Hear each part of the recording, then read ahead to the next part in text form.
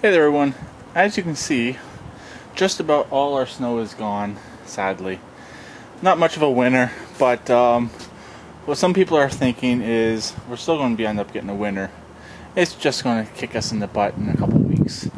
And who knows if it will. So in the meantime, I'm going to get some work done. I'm going to actually yank this rear end out today. I don't know if I'll get it fully out today, but I will try.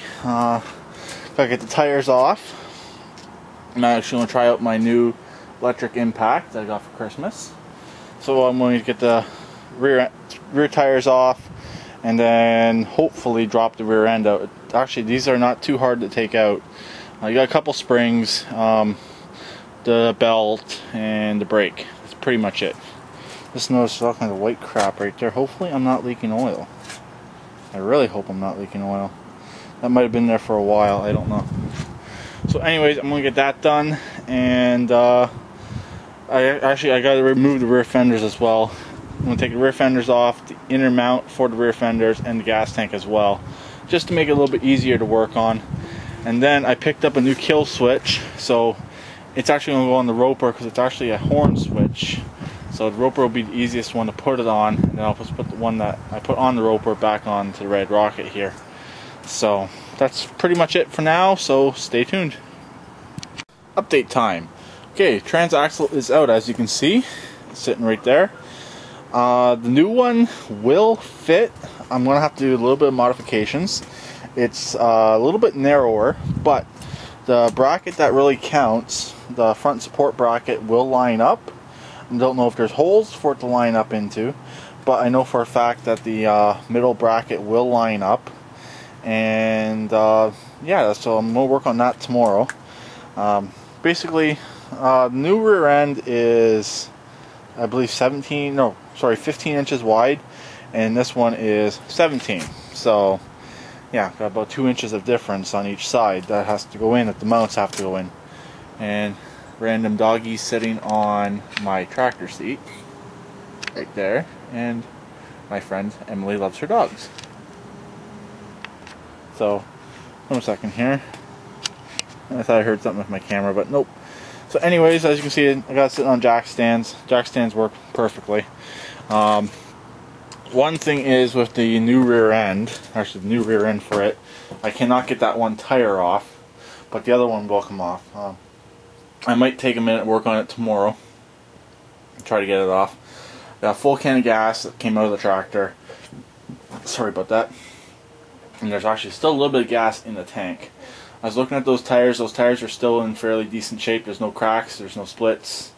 So those tires will work perfectly fine. And they're turf tires, which aren't bad, but they'll work for now. Hopefully I will be able to get that one tire off eventually. No big deal right now. There's the gas tank right there. And as you know, I love my rear gas tanks. I still plan on using that rear gas tank. And look at the doggy again. She is using my seat as a seat for her, and she's muddy, so that seat will definitely be cleaned. So anyways, I am pretty much done. I did a little bit of cleanup on the electrical on this. I took out everything that I don't need now. I actually found a mystery line in here. I don't remember what it's for, because I found the line that the horn's being hooked up to. I found the stereo lines. The stereo lines are still here. I'm still putting the stereo in this. My plans are I'm still putting it in there. But I cannot figure out what this other wire is. The positive and the ground. I don't remember. Because they got the wires right down there. That's the ones that used to go up to the hood. So those are actually just going to be reused and relocated to the dash. So I still got all this mess of wires right here to deal with. But I got to shorten the oil pressure line. These are the light bulbs, they're still good. And I got to redo one of these ends on here as well. I got the kill switch hooked back up. And I know what I'm going to use for a battery now. I'm going to actually stick the battery box back in it, I think, if my plans don't change. And I'm thinking about using that battery right there. The marine battery, which is in LT2000, will go back in the roper, hopefully, if it will fit. And then the roper's battery will go back in the LT2000, because that's actually its battery it came with. So anyways, like I said, I'm finished for the day. I was actually looking on here, and this video just keeps rambling on and on and on. There's actually extra holes in the frame. These holes here and here, here and here, were the ones where the mount for the clutch, or sorry, for the pulley, for the brake pulley was attached to. And then I believe the new one will be able to use either the same 2 holes or these back 2 holes. So I believe this is stamped that it can handle the other rear end. It seems like to me, basically from here back, it's different for the rear gas tank. So if I actually had another one of these tractors, which actually I did have one, but it had the bad rear end and it had the bad bushings in the rear end and it had very bad axles. I believe, if I remember correctly, it had these bolts right here. So basically you could back half it, but you'd lose the gas tank mount. So I rather just drill these inwards. Even if it will work, use U-bolts. Put U-bolts on it. I don't know if that will work though or not. Use the U-bolts and the rebolt it, even just do 1 bolt, and that would actually work as well. I don't know yet. I was actually looking at this thing. It's pretty rusty. It's almost as bad as my friend down the street's Chevy truck, but yeah, but it's a tractor. It's pretty tough underneath. Yeah, but it's still worth saving. The metal is not as bad on this as it is on the Murray over in the corner, but it's pretty tough. It's in pretty tough shape. So, but I'm keeping with it. It's going to be my little off-road tractor.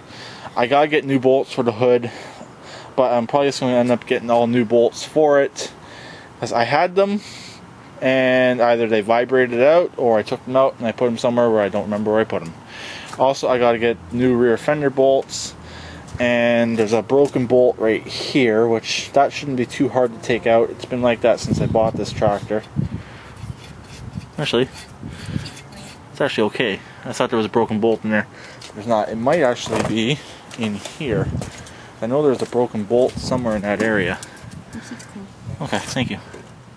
Nope, actually there's no broken bolt anymore, so it must have fell out, which is a good thing. So anyways, I'll talk to everyone later. If anyone has any suggestions, good suggestions, please personal message me. I believe I turned off, I had people were having problems personal messaging me because the content block was on. I believe I fixed it. If someone wants to send me a personal message to see if it is working, please do that.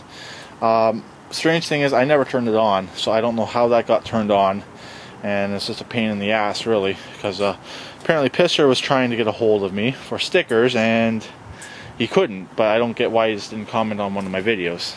So that's besides the point. So talk to everyone later. Please keep it redneck like always, and please subscribe, comment.